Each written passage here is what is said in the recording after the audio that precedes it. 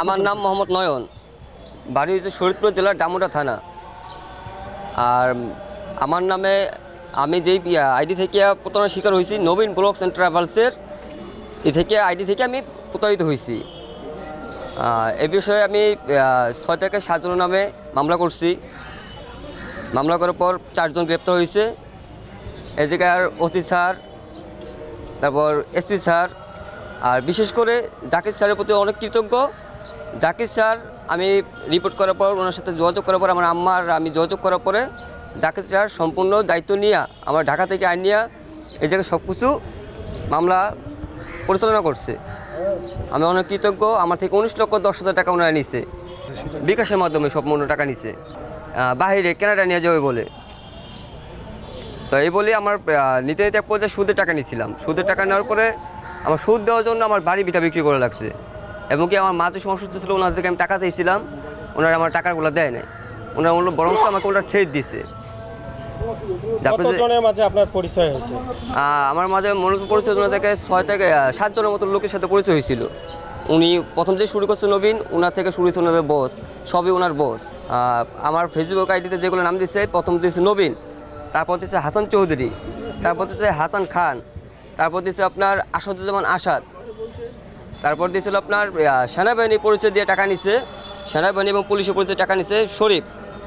তারপরে প্রবাসী কল্যাণ ব্যাংকের ম্যানেজারের কথা বলে আমার থেকে 2,05,060 টাকা নেওয়া হয়েছে লোন দেবে বলে।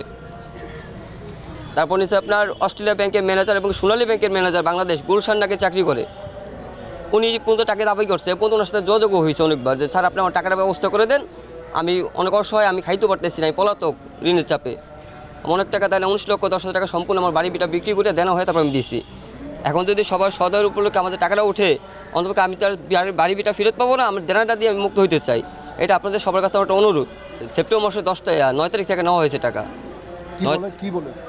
আমার কেনাডা নিয়ে যাবো বলে। প্রথম অ্যাপ্লিকেশনের কথা বলিয়ে টাকা নেওয়া শুরু করছে।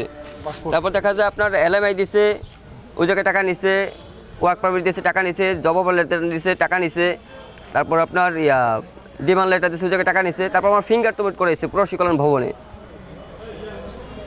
প্রবাসী কল্যাণ ভবনে যে ফিঙ্গার দিই আমি, তার 2 দিন পর আমার ফ্লাইট। তারপর বলছি স্যার আমার ফ্লাইটটাও দিলে আমার টিকিট আর ওই যে ভিসা তো আমি হাতে পাইলাম না। তার সেক্ষেত্রে বলতেছে আপনি এয়ারপোর্ট গেলে আপনি সব কিছু হাতে পাবেন।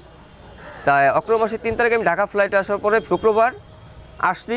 আসার পর উনি আমার হঠাৎ করে বলতেছে আপনার আজকে ফ্লাইট হবে না, আপনার কালকে সকালে ফ্লাইট হবে। তাই আমি সকালবেলা ফোন দিছি হাসান চৌধুরীকে, স্যার আপনি আমরা কী করলেন? আমি তো দেশে আসছি, আমার বাচ্চা অসুস্থ। তা বাচ্চা অসুস্থ ঠিক আছে, তা আপনারা কী করবেন? তা আগামী 5 দিন পর আপনাকে আমি আমার সাথে নিয়ে যাব কানাডা। আপনি মামলাটা কত তারিখে করছেন? আমি মামলাটা করছি আগামী শুক্রবার থেকে, গত শুক্রবার থেকে করছি। আমি প্রথম পুলিশের প্রতি পুরো আস্থা আমার উঠে গেছিলো।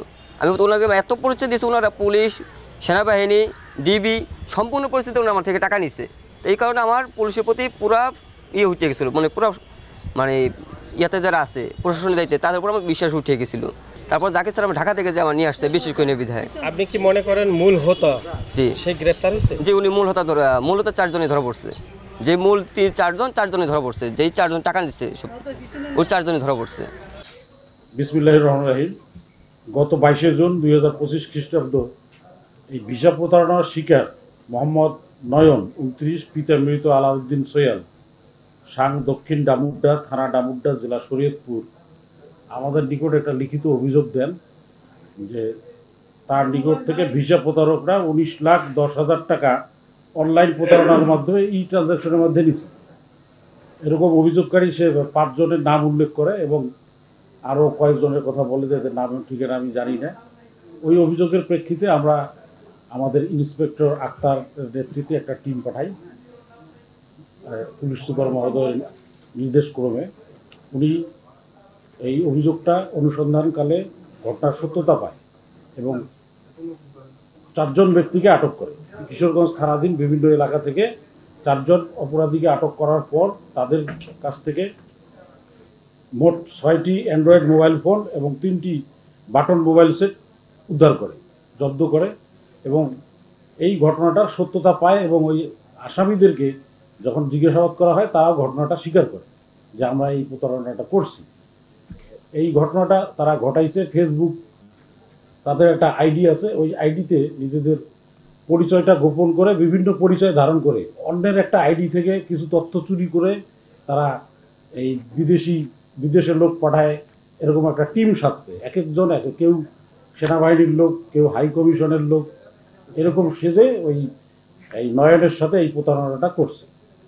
পরবর্তীতে আমরা যখন আটক করলাম, আটক করার পরে কিশোরগঞ্জ থানায় নিয়ে গিয়ে আমরা একটা মামলা দায়ের করাই। মামলাটার নাম্বার হচ্ছে 22, তারিখ 22/6/25 খ্রিস্টাব্দ, ধারা 17(2), 18(2), 21(2), 22(2), 24(2), 27(2) সাইবার সুরক্ষা অধ্যাদেশ 2025 এবং তৎসহ বাংলাদেশ পেনাল কোডের 417, 406 এবং 20 ধারা সংযুক্ত আছে। এখন মামলাটা আমরা জেলা গোয়েন্দা শাখা তদন্ত করতেছি।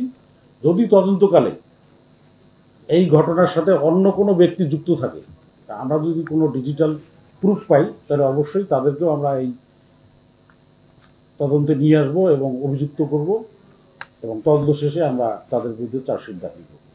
এবং আমাদের মাননীয় পুলিশ সুপারের নির্দেশনা যে এই জেলায় কোনো ধরনের এই প্রতারক চক্র থাকবে না। আমরা চেষ্টা করে যাব প্রতিদিনই অভিযান করতে। যত অভিযোগ পাবো আমরা, প্রতিটা অভিযোগ আমরা পুঙ্খানুপুঙ্খভাবে অনুসন্ধান করে এই প্রতারণা বন্ধ করার আপ্রাণ চেষ্টা করব এবং এই অপরাধটাকে আমরা যতটা সম্ভব কন্ট্রোলে নিয়ে আসবো।